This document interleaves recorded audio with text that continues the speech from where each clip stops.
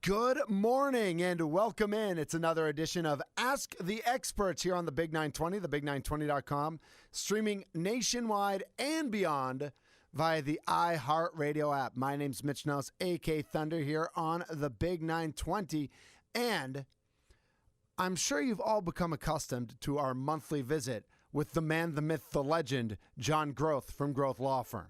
Well, today, John decided that spring break, I'm going to go do my thing. I'm getting out of town. So we are going to be visited by two of John's compatriots, people who've been on the show before, so you'll recognize their names. We have Melissa Fisher with us here today. Good morning, Melissa. Good morning, Mitch. Yes, we're the esteemed associates of Mr. Groth today. Exactly. And Ryan Gritch, who's been here as well. Good morning, Mitch. How are you? I am doing great. You guys are looking up and well and chipper on this early Sunday morning. So likewise. Likewise. Thanks for being in. Thanks for carrying the load for the slacker.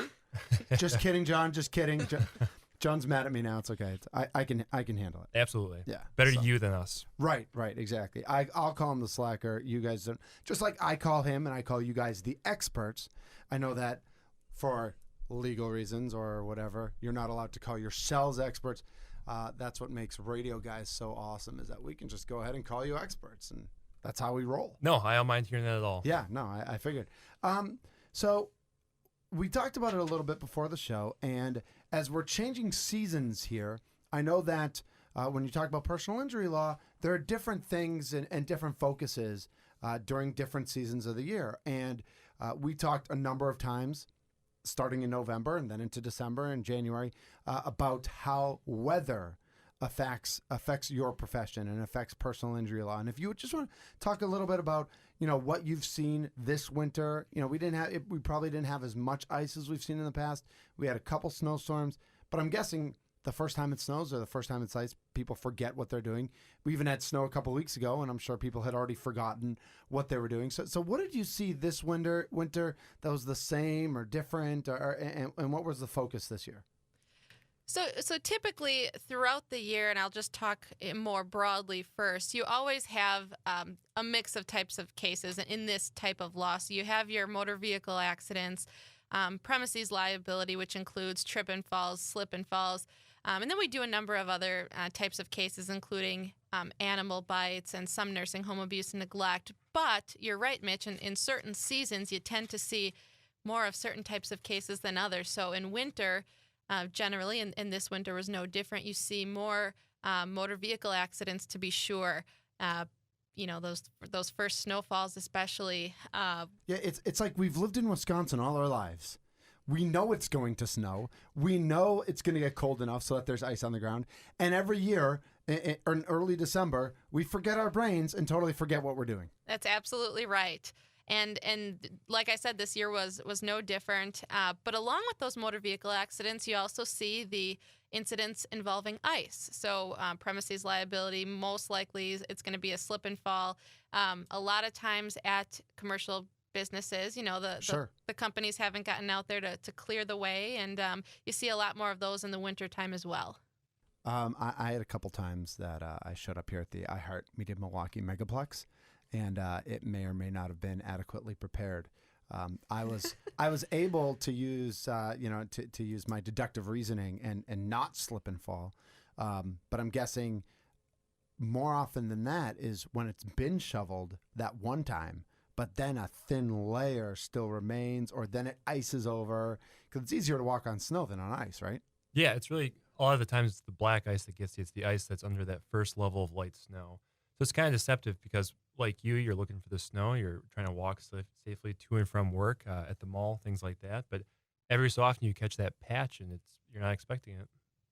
Exactly. So that's some of the stuff we see with winter. And then the car accidents, the people who don't stop in time or aren't paying attention. I kind of, and I've been noticing this more and more recently, and this isn't necessarily weather related, but it's certainly car accident related, is cell phones. And I'm sure you guys see car accidents where, how easy or hard is that to prove? I'm driving next to somebody on the highway and I see them looking down at their phone. But it's my word against theirs if there's an accident and I saw them on their phone. Or, how intense investigators look into somebody's phone activity and that sort of thing? Yeah, I just threw you a curve. No. That wasn't. I promised you I'd throw you a curveball earlier. That wasn't even the curveball I was thinking of. I was expecting a much more difficult question. Yeah. No, great question. I'd say that there are definitely methods to investigate. You can check cell phone tower records to see if the phone was pinging at that time. Sometimes it comes out in depositions where people, are sworn under oath, Okay. and have to testify about whether or not they were on the phone. So that's one of the questions we always try to get in is whether or not they were on the phone or had just recently used the phone at the time of the accident. Now, that's something that comes in, and I know we just heard Ryan say the word depositions. That's something that will more often come out once the case is in the lawsuit phase, because pre-litigation, it's difficult. They're not going to be very apt to tell us things like that. But certainly once we're in the discovery phase, you can subpoena the cell phone records. You can ask them about it in an oral deposition, and you get that information a little bit more easily at that point. Yeah, that makes a lot of sense. Melissa Fisher and Ryan Gritch are with me this morning. They're with Groth Law Firm. Go to maxmycase.com, maxmycase.com. They're located right here on 111th and Blue Mound in Tosa. It's still Tosa, right? Still Tosa. It's almost Brookfield, but not quite. Right on the border there. Right. Yep. And it's a beautiful office, especially if you're coming from the west. If you're coming from the west on Blue Mountain Road, there's a great sign that it says Groth Law. It's awesome. So Absolutely. I notice it every time I drive by, and I think, I should stop in and say hi to my friends at Groth Law Firm. And then I'm like, yeah, but I got 1,000 things to do, and I'm trying to text and drive at the same time. And just kidding. I'm not really doing that. So thanks so much for being here this morning. So we're talking about the weather, and we started with a recap of what goes on during wintertime. And we know about snow and we know about ice. And now we're starting to transition. Knock on Formica. We've had some days in the 50s. Maybe we'll hit 60 at some point. That would be very nice. As we get into spring, what are some differences that you see? We're not going to see the snow and the ice, but I'm guessing there's a little more rain. So rain leads to car accidents. What other weather-related type cases do you see? Well, and especially in these weeks and months here that we're kind of toying with the idea of spring. Sometimes we're back into winter. Let's say one day we get rain and then the next day it freezes back over. We're back with more of those winter type cases. But certainly once springtime comes, we are seeing more incidents involving pedestrians. People are outside more. The weather is nice. So we have more people getting hit by vehicles while they're on foot. We see some people getting hit on bicycles. We've had a number of those cases. We see more accidents involving motorcycles. And sometimes even an increase in the amount of calls we get about dog bites. Just with the greater amount of people out and about, people are still walking their dogs, and I guess just a greater chance for things like that to happen. That makes sense. As more and more people are out, this isn't personal injury. This is dog injury. Dog bites on other dogs. Do you guys handle that sort of stuff? What is it? How does that, I don't even know. And maybe you guys don't, but I just don't. I'm ignorant about how those things work. Yeah, I have to plead the fifth on this one. I don't think I've had one of those yet, so that'd be brand new to us. I mean, obviously that doesn't fall under personal injury because that would be canine injury. Right. Are there any canine injury specific lawyers out there? I don't even know. That I don't know, but I know there are some nuances with the law and with insurance policy specifically that dogs are most of the time treated more as property. So it wouldn't necessarily be an injury case. Dogs are treated as property. So property damage, that sort of thing. Yeah, essentially. Interesting.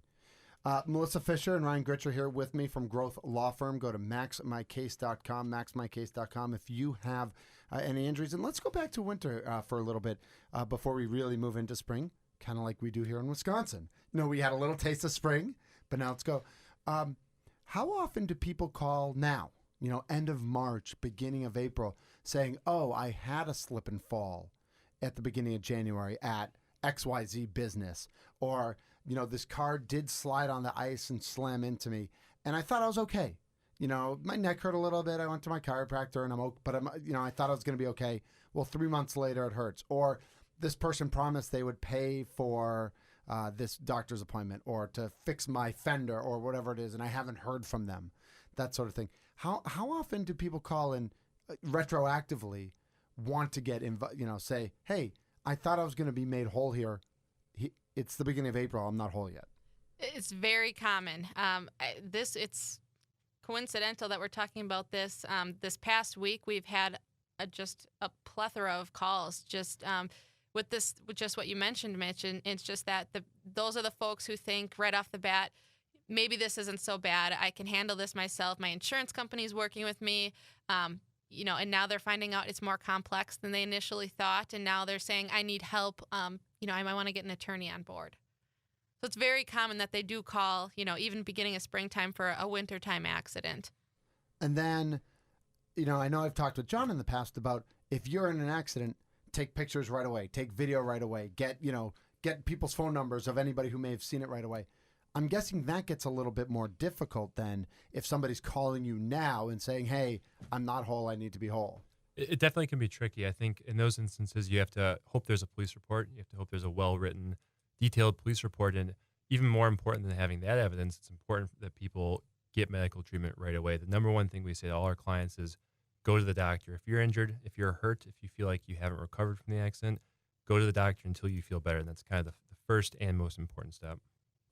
Ryan Gritch, Melissa Fisher here with Groth Law Firm. That's Groth, Groth Law Firm. MaxMyCase.com is the website. When we come back, I want to talk a little bit more about what to do ASAP after an accident, talking about medical treatment and what you need, what questions you need to ask, what things you need to tell your doctor so to make sure that everything's documented. Also, we are going to look forward towards spring. We're going to look ahead and we're going to talk a little bit more about some of the personal injuries that you guys talked about, and I have a couple questions of my own that I want to get into. So Melissa Fisher and Ryan Gritch are here today on the Big 920, thebig920.com, streaming nationwide and beyond via the iHeartRadio app. It's Ask the Experts. And we're back here on Ask the Experts, the Big 920, thebig920.com, streaming nationwide and beyond via the iHeartRadio app. Mitch Nels, a.k.a. Thunder, here with you and with Groth Law Firm today, Groth, Groth Law Firm. You can go to maxmycase.com, maxmycase.com. If you've been a victim of a personal injury, a slip and fall, a dog bite, a car accident, hopefully you've documented everything. Hopefully you've seen a doctor, and then your next call or your next Google search should be either Groth Law Firm or just go straight to maxmycase.com. Joining me now on the Ask the Experts radio program from Groth Law Firm, Melissa Fisher and Ryan Gritch are here today. And we've been talking a little bit about how weather affects the personal injury landscape. And I think we all are familiar with winter, and we all are familiar with ice and snow and how that affects things. But we're talking about that transition from winter into spring and how different elements of spring, different parts or different types of cases on the personal injury law front come to the forefront. We're talking about spring, and one of the things I think about is the sun. And I think we don't think about the sun that much in terms of personal injury or anything like that, but it's gray for 3 months. That we barely see the sun in the winter. And on days we do see the sun, they tend to be even colder days than the gray days. Well, all of a sudden, the sun comes out, and there are times during morning drive or evening drive where the sun just hits that angle where it blinds you for half a second, and then the car in front of you stops and you didn't see them stop, and you're checking your Google Maps, and your wife or husband just texted the grocery list, or can you pick up the kids or whatever it is. How often is sun something that people bring up? I don't know if it's a defense, but it's, the sun got in my eye. You can't control the sun. I can control whether I'm checking my phone or not. I can't control the angle of the sun into my eyes sometimes. Right. I do have a number of cases right now where at least it has already come out that the sun was the issue. I mean, ideally, that's great that the at-fault driver jumps out of the car and says, I couldn't see because of the sun. And I do have one case like that where that happened. So we have that. But along with the cell phone usage, where sometimes it doesn't come out till you're in the lawsuit phase, that certainly would be a question you ask in a deposition if it hasn't come out before then. You think about what time of day it was. Could the sun have been a factor? And you delve into it that way. But that is not a defense.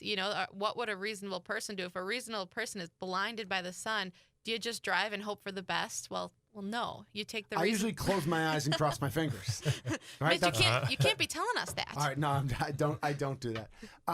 Are there highways? Are there turns or curves known in the Milwaukee area for having that?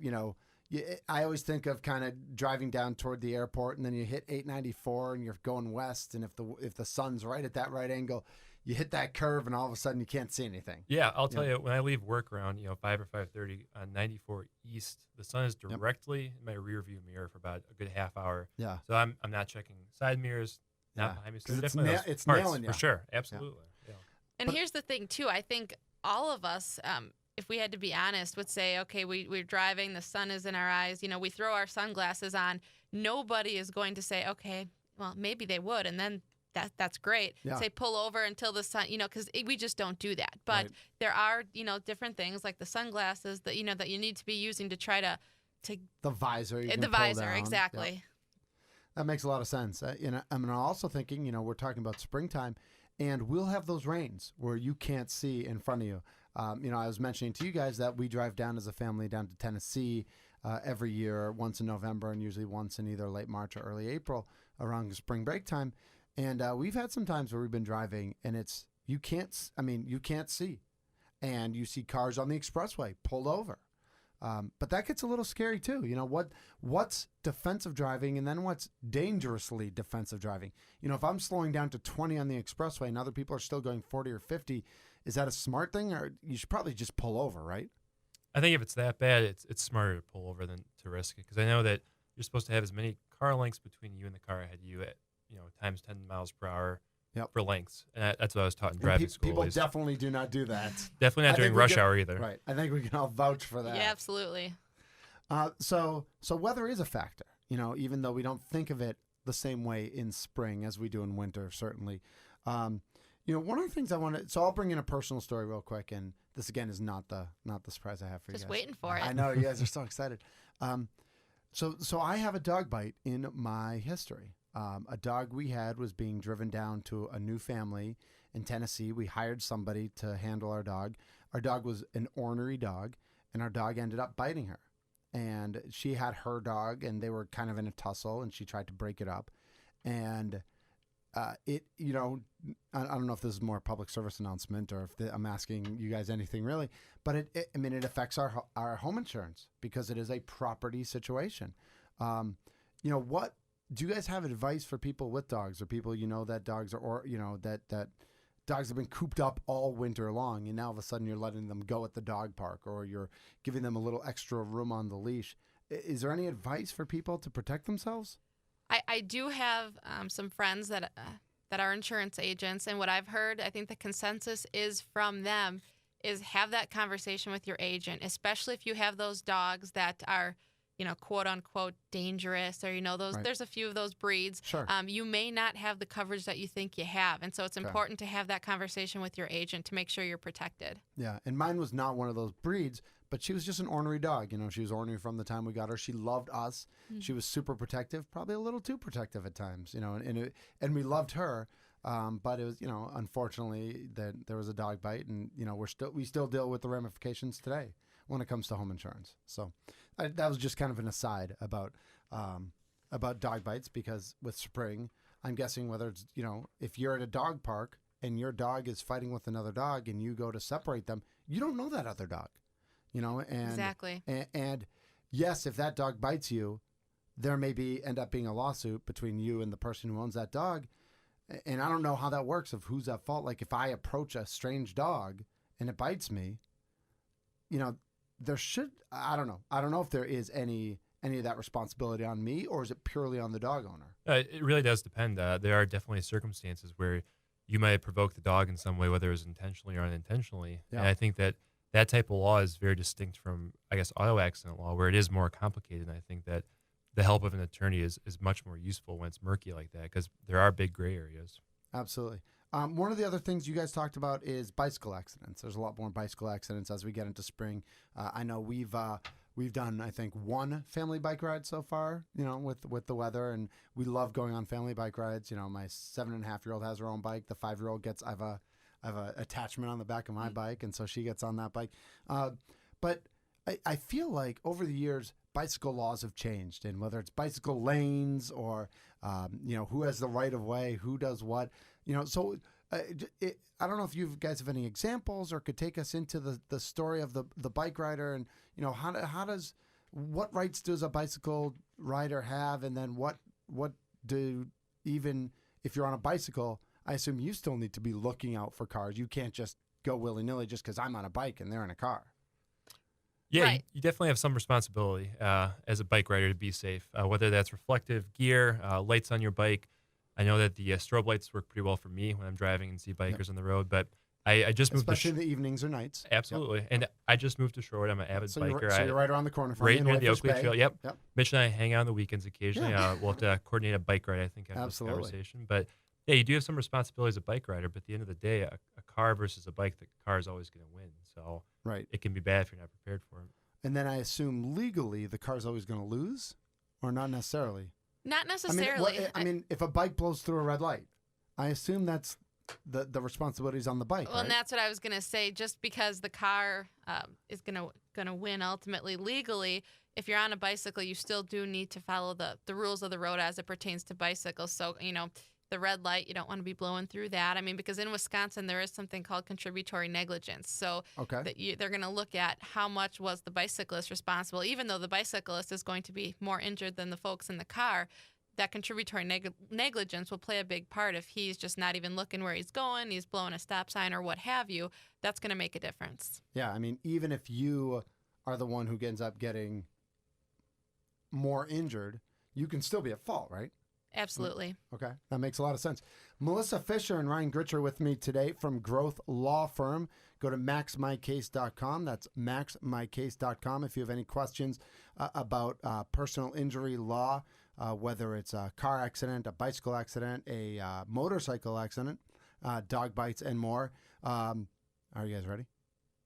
Is this the big surprise? Yeah, it's not a surprise. I mean, it's been built up, and it's not a surprise. It's not, it's just a question I have that came up as we're talking about spring, and we're talking about pedestrians, and we're talking about fault. I'm walking down the street, and what am I doing? If I'm walking down the street by myself, what am I doing? Probably on your Beep, cell boop, phone, I beep, imagine. Thank Yep. you. Yep. Mhm. Beep, boop, beep, boop, beep, boop. I'm G-chatting this person. I'm checking my Facebook. Oh, who just snapped me? Oh, all that cool stuff. I do have Snapchat. I mean, I know I'm old, but I'm not that old. And I miss something.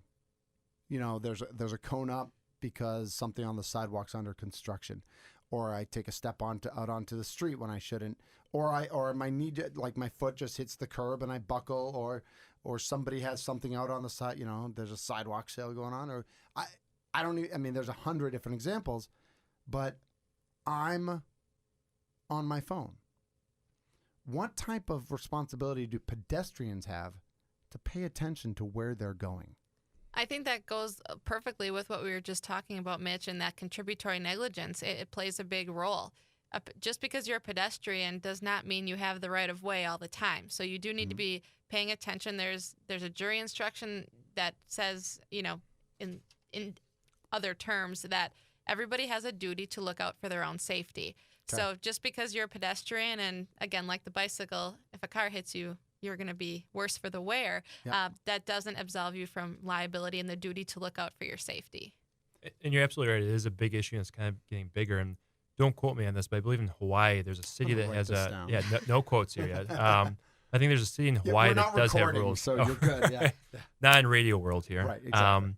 But you can't have your phone out while you're walking on the streets in some cities, and increasingly cities and small towns are passing laws like that because there are a ton of accidents and the injuries are bad. So it's a problem. And I feel like we hear about this in New York City or Chicago or some of the cities that are more walking cities than maybe Milwaukee is.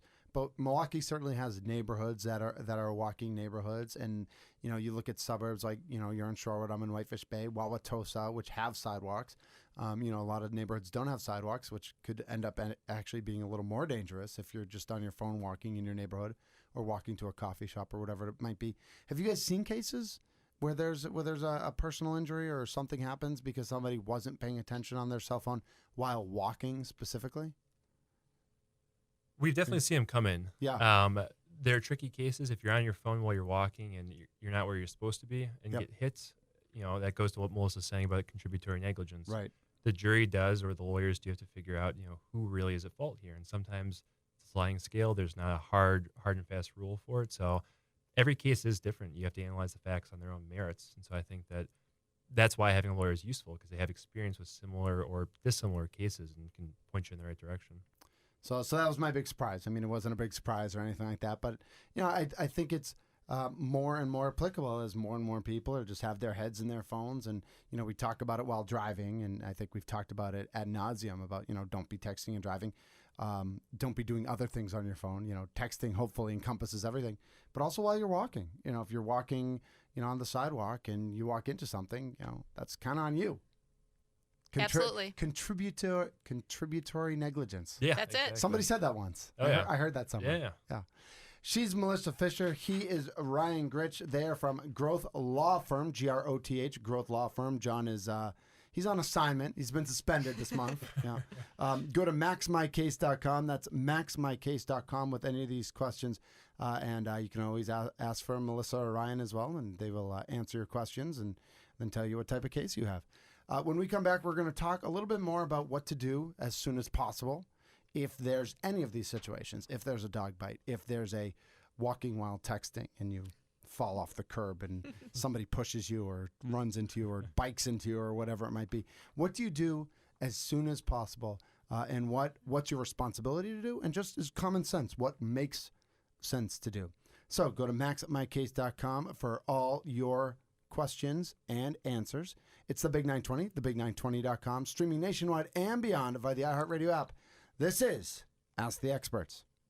And we're back. It's Ask the Experts here on the Big 920, thebig920.com, streaming nationwide and beyond via the iHeartRadio app. That's right. I was in Israel a couple of weeks ago, and the iHeartRadio app worked loud and clear. It's pretty cool.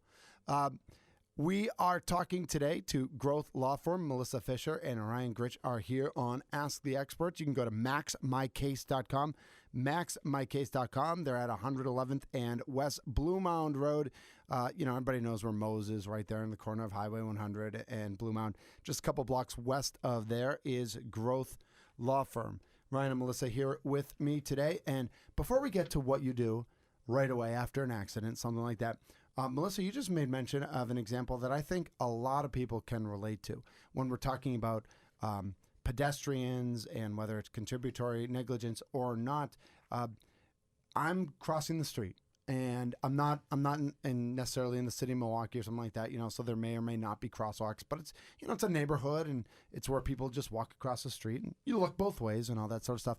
So you look both ways. And there's a car kind of coming up, but they're going slow. And then you see them slow down even more, and they wave you across. Well, then the guy behind them doesn't care or doesn't see what's going on. And they just go around them, go into the oncoming traffic lane, blow by them, and hopefully you're paying attention and they don't hit you. But there have been cases where people do get hit that way. Take us a little bit more into that scenario and what whose responsibility is what there, and then what? Sure. And this was fresh on our minds because we had a call just recently about this where there's a red light. Someone's parked across the street, so she walks out. The car slows, leaves about a car length gap between the first car and themselves, and they wave her by. And then another vehicle, actually in this case it was a motorcycle, but he went out into the oncoming lane of traffic, saw the car length gap and thought he'd squeeze in there, sure, never knowing that she's walking across because somebody's waved her on. Right. It's not liability wise, it's not an easy case because she's not in a crosswalk, so she doesn't have the, I guess, bona fide right of way, I'll say. Right. But here she's got a somewhat reasonable belief that she can cross because there's no traffic coming from the one other direction way. because it's a red light, and this car is waving her by. So again, that's why it's important to get an attorney on board, because right away it's easy for, in this case would be the motorcycles insurance company, to deny liability, saying she's not in a crosswalk, she didn't have the right of way, she should not have stepped into the roadway, it was unsafe.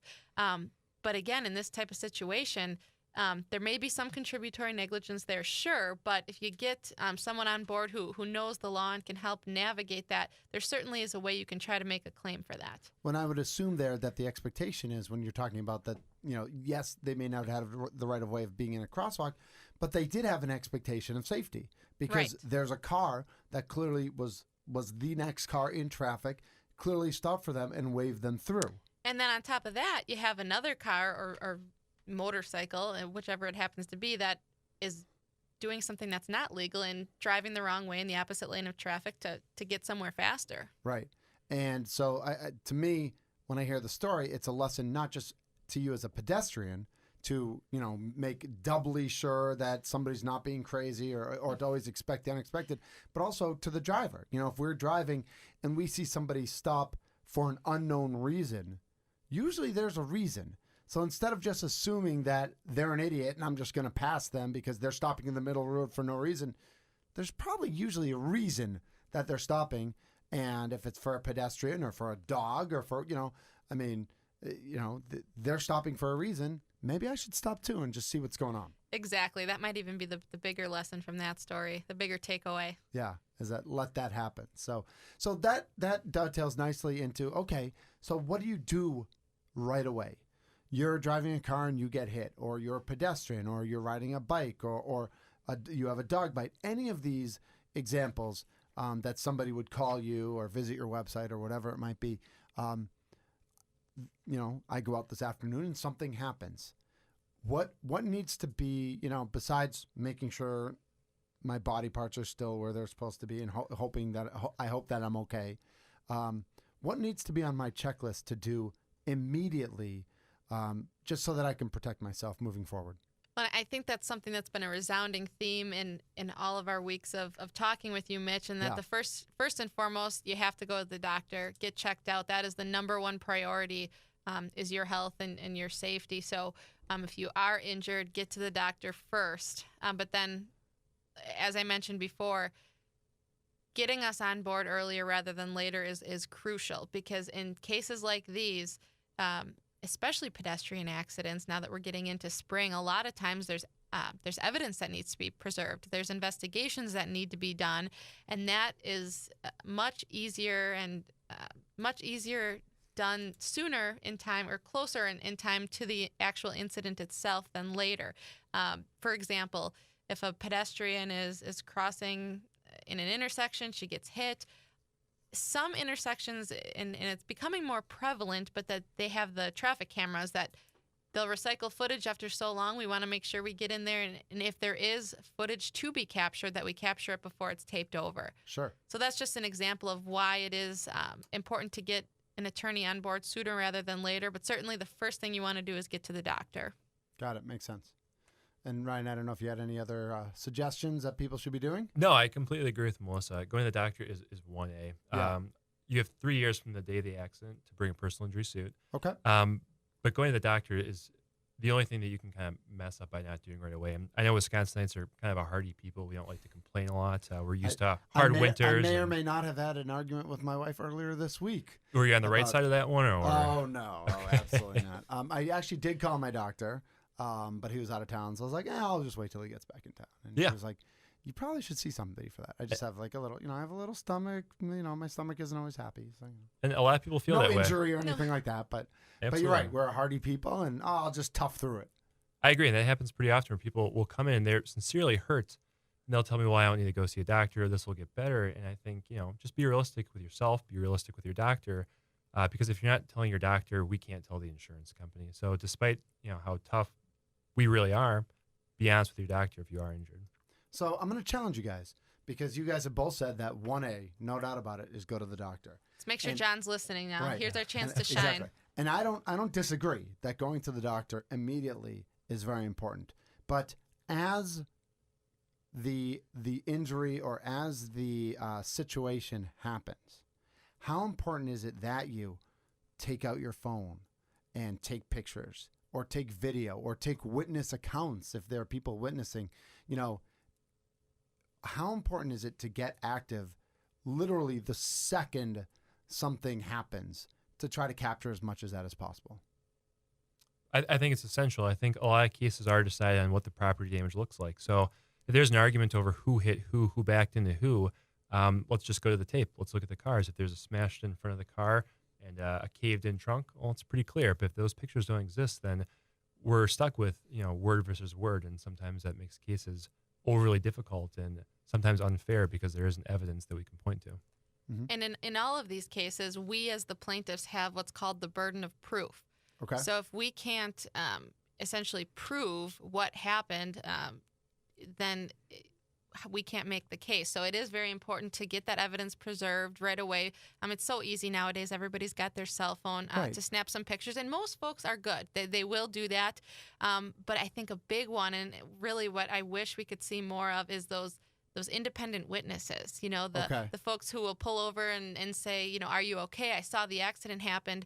A lot of times they will stick around, but in the midst of everything that's going on, sometimes they won't get to speak with the officer. So the officer doesn't reflect in his report their account of it. And that's so important. So sometimes they'll say, the client will say, well, I know that there was someone there. They came up to my car and we see nothing in the accident report. So Right. even if we had a name of the person to track them down and use the resources that we have, a phone number would be great. So we could get an investigator on it and maybe have him do a statement if it's not reflected in the police report. But it's all these things that makes it much easier for us as plaintiffs to meet that burden of proof. And a lot of times, memories fade and things of that nature. So if you can get it right away, then that's ideal. That makes a lot of sense. And I guess my follow-up to that would be, how comfortable or uncomfortable are sometimes those independent witnesses? What have you guys seen in terms of, I'm an offender bender and it's clear that somebody blew a red light and nailed me, or I was stopped at a red light and they didn't stop in time and they hit me and somebody comes out and says, hey, are you okay? I feel like it's a little uncomfortable to say, hey, would you mind, if I videoed just what you saw, just tell me what you saw. Is that uncomfortable? Is that getting more commonplace? And how important is that? That really is on a case-by-case basis. I've seen it across the board. Some people, it's a huge inconvenience to them. They'll give their statement once, and if you go back, for a supplement, or it gets further down the road and you need to take their deposition, they need to sit for that, or even sit and testify during trial. A lot of folks, it's just a big burden for them. On the other hand, you get the folks that feel terrible and they want to help out your client because what happened to them was devastating. And, so I've seen it across the board in that some people are very willing to do it and some not so much. Well, and I wonder how often it is that, all right, so you get in an accident and the person who caused the accident's right there. And so you pull up your cell phone and say, hey, would you make a statement? But they don't want to, then there's a little fear, of, I don't know if it's retribution or just, someone's going to think poorly of you or whatever it might be that you, that guy, see that guy right there? It was his fault. Yeah. Like, people, that's you're not right. Human nature. Human nature is to protect yourself, not to call other people out. Sure. And I'll be honest, maybe Melissa has, she's got a little more experience than I do, but I haven't seen that happen yet. I got to imagine if I had an accident and someone had their phone out, their camera on, I would clam up immediately because you have that fear of, I don't want to be the next YouTube video. Right. So I can't imagine it'll be more common. What I do encourage people, though, and you see it more and more, people have dash cams on their car and they're cheap, easy to use, and those are pretty indisputable bits of evidence that can be used to show, did the person stop short, were they in the wrong lane, things of that nature. So if we're talking technology to prove a case, dash cams are really, I think, the next wave of what's going to be helpful to us. Interesting. He's Ryan Gritch. She's Melissa Fisher. They're with Groth Law Firm, Groth, growthlawfirm.com. You can also go to maxmycase.com. That's maxmycase.com. When we come back, we'll talk a little bit about, all right, so we've talked to the doctor, we got our evidence. Then we make the call to our friends at Groth Law Firm. And what do they do right away? What are the first steps in how they help us max our case? She's Melissa. He's Ryan with Groth Law Firm. It's the Big 920, thebig920.com, streaming nationwide and beyond via the iHeartRadio app. You're listening to Ask the Experts. Continuing Ask the Experts here on the Big 920, thebig920.com, streaming nationwide and beyond via the iHeartRadio app. Mitch Nelson, a.k.a. Thunder, here with you on this Sunday morning. Thanks so much about being a part of the Ask the Experts family here on the Big 920. We're joined by Groth Law Firm. They've been with us since the beginning, and well, I'd say they've been with us since the beginning, but John's not here today. He's on assignment, and hopefully he's getting some good work done wherever it is he's doing spring breaking, Daytona Beach or Cancun or whatever it is. John's he's a young, crazy guy, so he's probably doing something. He's probably with his family doing something awesome. So in John's stead here today, we have Melissa Fisher and Ryan Gritch, both with Groth Law Firm. Again, thank you so much for being here today, and it's been a lot of fun, and I think you guys might be the Lou Gehrig to John Groth's Wally Pipp. Meaning you guys may have replaced him here. I don't know if he'll be welcome back. Well, we're flattered to hear that. Yeah, Huge thanks, compliment. Mitch. You guys are welcome anytime. Thank you so much. It's a pleasure to be here. Thank you. So we've talked about the situation, the car accident, the dog bite, the bike accident, the pedestrian crossing, and then what to do. You take pictures, you take video, you go to the doctor immediately, you get everything checked out, you get a full police report, you get a full doctor's report. And during this process, maybe even before you go to the doctor or you've just been to the doctor, there's something, there's something wrong. There's clearly an injury. There's clearly something that's going to affect you more than, my toe hurts, it'll heal and be good in a week or something like that. In which case, I give you guys a call. I visit the website. Take us, literally, who picks up the phone? Then who does it get transferred to? Who do I talk to? When do I start paying? When do I start, when are things on the record? When is it a consultation? All that sort of stuff. Take me through. I pick up the phone. I call Groth Law Firm. And then what? There was a lot jam-packed into that question. Yeah. I'm gonna do my best here. This might be the real challenge. I'm going to sip my scotch, and I'm just going to listen. All right. So I'm going to try to address that in parts here. So first of all, when you pick up the phone, you call the Groth Law Firm. You'll get the secretary or the receptionist to pick up, and you just say, I want to speak with an attorney, and tell her a little bit about what happened. The thing that we pride ourselves on as a firm is that we don't count on intake specialists. We don't farm it out to a third party to talk to them first and decide case or no case. Really, at our firm, if you have a need to speak with an attorney, we are available to speak with you, whether it's during business hours or on nights and weekends. Mm-hmm.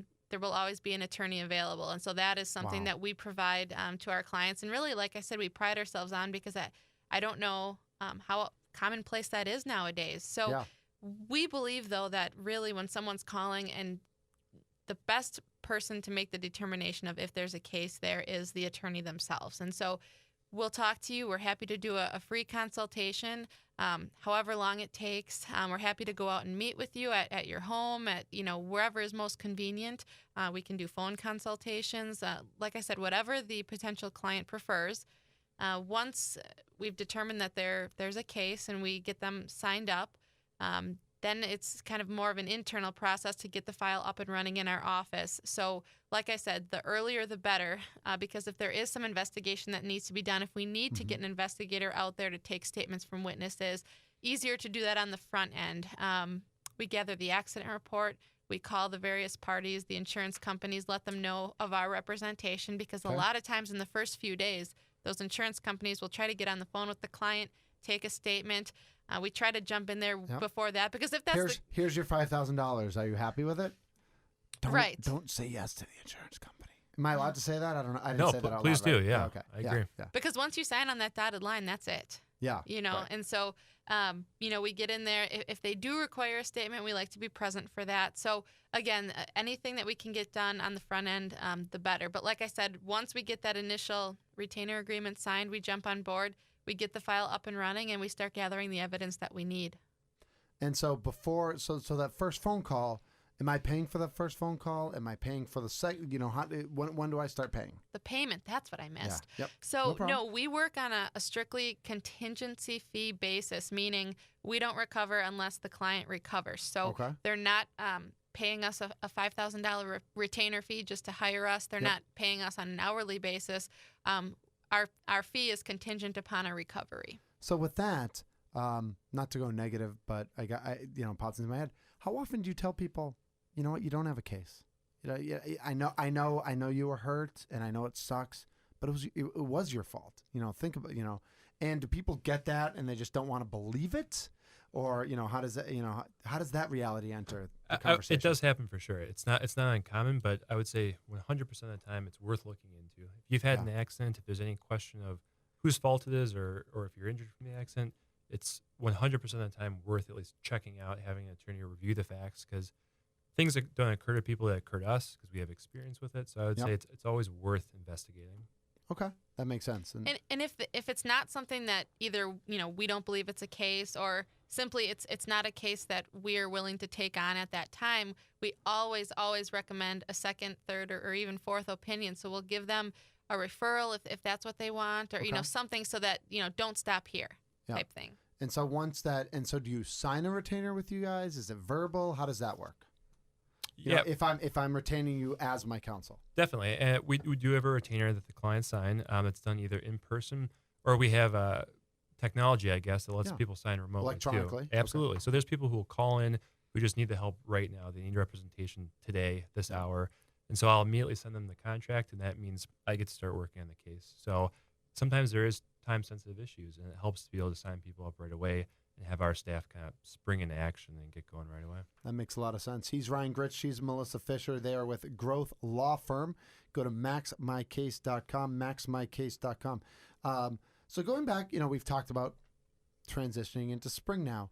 Do you guys have any advice for people as spring is coming to, what are things to be aware of, when we're talking about more pedestrian accidents, more bicycle accidents? If somebody is sitting here right now and was saying, I'm going for a hike this weekend, or I walk around a lot, or I'm a big bicyclist, what advice would you give them in terms of just staying safe? Because I know that's not, your job is predicated on people who end up not being safe. But I think at our core, we all want people to stay safe to begin with. I mean, if your guy's phone stopped ringing, it wouldn't be good for your livelihood, but it'd be good for the planet Earth, I guess, kind of. Mm-hmm. So what advice do you have for people? I would say, first off, it's kind of an obvious thing, and there aren't too many people who need to be told this, but always have your cell phone with you. If you're hiking somewhere, if you're biking in an unfamiliar location, then something happens to you, you need to be able to get in touch with either, an ambulance, family, whoever. So the first step is really always have your phone. That said, don't be on your phone while you're hiking, biking, and walking. But have it with you, but having don't it be with on you it. is okay. Yeah, I think so. That makes a lot of sense. I agree. And this is something that, going back to when I first got my driver's license, I just remember my grandma would always tell me, you can be yet so careful, and the other guy is not. So to always be on your guard, because there is always that issue of contributory negligence. So maybe you didn't cause an accident, but there's something you could have done to maybe try to avoid it, or mitigate your damages. So, just always be on the lookout and know that, wear your seatbelt, look both ways, but always know that even if you're careful, the other guy might not be. So I think these are great bits of advice. But then when it gets to the next step, when something does happen, when there is a car accident or a bike accident or something like that, go to maxmycase.com immediately, give you guys a call, 375-2030, right? 414-375-2030. 375-2030 is the best phone number to call to get in touch with Melissa or Ryan or John or any of the other attorneys. And again, you talk to a lawyer, you talk to an attorney. You're not talking, like you said, to an intake specialist or somebody who's just taking notes. You're talking to somebody who really understands the landscape and can help you immediately with getting your case going. Absolutely. Mm-hmm. And any time of day, too. We're available 24/7. So if you guys call at 2 a.m., I'll wake up, get the phone, and talk to you about your case. Yeah, one of you. I assume you Absolutely. rotate who's on call and who gets those calls. We do. So calls tonight will go to me. I think next week is Melissa. Next week is my week. Mm-hmm. Excellent. Yeah. Well, thank you both for being here. I'll make sure to let John know that he's been replaced, that it is the Melissa and Ryan show from now on. You guys are good to go? Yeah. I don't know how John will feel about that, but maybe we'll let John back in. Okay. Maybe. So once again, thanks so much. Thank you. Thank you, Mitch. Happy spring. Yeah, happy spring to you. Let's hopefully we'll get some 60s and some time to get outside, and then we can worry or not worry about protecting ourselves when it comes to these types of accidents, but at least we'll get to be outside and do some fun stuff. So again, thank you so much for being in here this morning, and it was a lot of fun. Thanks a lot, Mitch. Mitch. Absolutely. She's Melissa Fisher. He is Ryan Gritch. They are with Groth Law Firm, Groth, Groth Law Firm.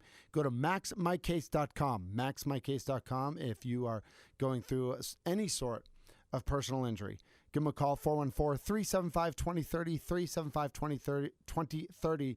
They're located at 111th and West Blue Mound Road, just west of Highway 100. On the Big 920, thebig920.com, streaming nationwide and beyond via the iHeartRadio app. My name is Mitch Nellis, and this has been Ask the Experts. Ask the Experts.